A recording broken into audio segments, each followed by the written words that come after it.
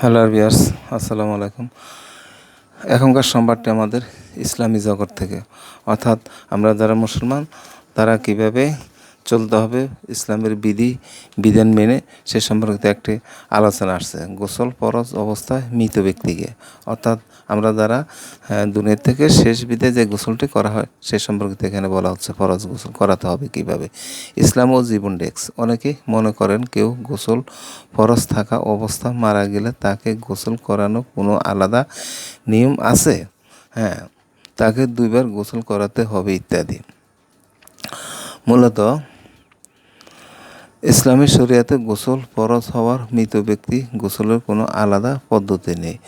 অন্য মৃত ব্যক্তিদের যেভাবে গোসল করানোর সুন্নত, গোসল ফরজ অবস্থা মৃত ব্যক্তিকেও সেভাবে একবার গোসল করাতে হবে।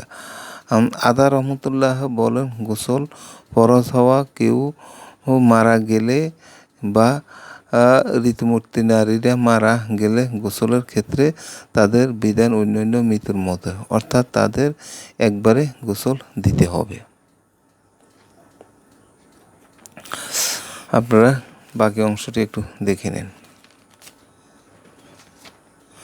এবং বিভিন্ন হাদিসের রেফারেন্সগুলো এখানে উল্লেখ করা হয়েছে। আচ্ছা, স্বামী স্ত্রীর শারীরিকভাবে মিলিত হলে গোসল ফরজ হয়।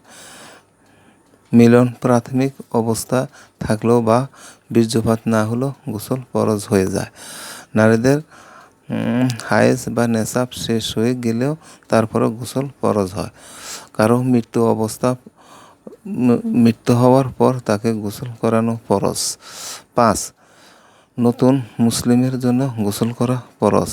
কেউ নতুন মুসলমান হলে কোনো এবাদত করার আগে তাকে গোসল করে নিতে হবে। আশা করি আমরা ইসলামের বিধি এবং নিষেধগুলো এবং নিয়মগুলো মেনে চলব। আল্লাহ হাফেজ।